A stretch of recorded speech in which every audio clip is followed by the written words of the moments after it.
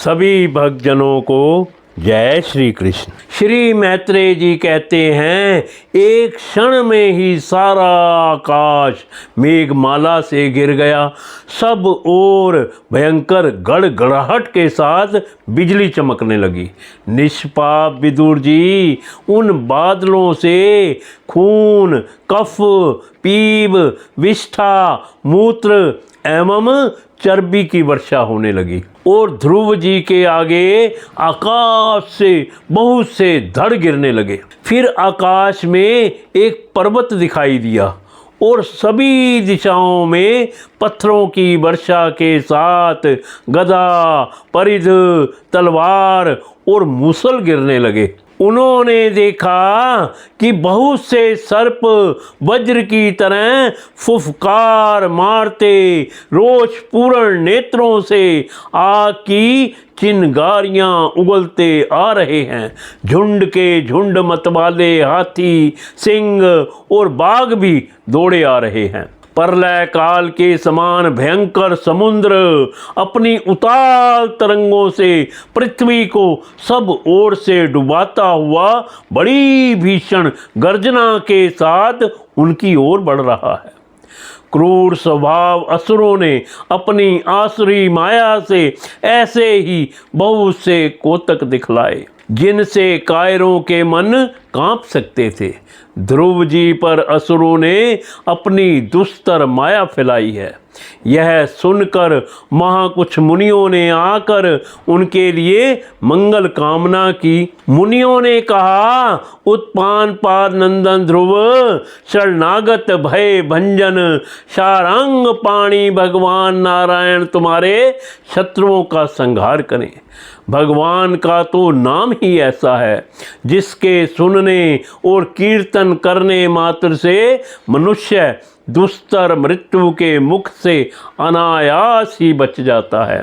श्री मैत्रेय जी कहते हैं, विदुर जी, ऋषियों का ऐसा कथन सुनकर महाराज ध्रुव ने आचमन कर श्री नारायण के बनाए हुए नारायण शास्त्र को अपने धनुष पर चढ़ाया। उस बाण के चढ़ाते ही यक्षों द्वारा रची हुई नाना प्रकार की माया उसी क्षण नष्ट हो गई। जिस प्रकार ज्ञान का उदय होने पर क्लेश नष्ट हो जाते हैं। ऋषिवर नारायण के द्वारा आविष्कृत उस अस्त्र को धनुष पर चढ़ाते ही उससे राजहंस के से पक्ष और सोने के फल वाले बड़े तीखे बाण निकले और जिस प्रकार मयूर के कारव करते वन में घुस जाते हैं, उसी प्रकार भयानक साएं साएं शब्द करते हुए वे शत्रु की सेना में घुस गए। उन तीखी धार वाले बाणों ने शत्रुओं को बेचैन कर दिया। तब उस रणागण में अनेकों यक्षों ने अत्यंत कुपित होकर अपने अस्त्र शस्त्र संभाले और जिस प्रकार गरुड़ के छेड़ने से बड़े बड़े सर्प फन उठाकर उनकी ओर दौड़ते हैं, उसी प्रकार वे इधर उधर से ध्रुव जी पर टूट पड़े। उन्हें सामने आते देख ध्रुव जी ने अपने बाणों द्वारा उनकी भुजाएं, जांघें, कंधे और उदर आदि अंग प्रत्यंगों के छिन्न भिन्न कर उन्हें उस सर्वश्रेष्ठ लोक सत्यालोक में भेज दिया, जिसमें उद्धव रेता मुनिगण सूर्यमंडल का भेदन करके जाते हैं। अब उनके पितामह स्वयंभू मनु ने देखा कि विचित्र रथ पर चढ़े हुए ध्रुव अनेकों निरपराध यक्षों को मार रहे हैं, तो उन्हें उन पर बहुत दया आई। वे बहुत से ऋषियों को साथ लेकर वहां आए और अपने पौत्र ध्रुव को समझाने लगे। मनु जी ने कहा, बेटा बस अधिक क्रोध करना ठीक नहीं। यह पापी नरक का द्वार है।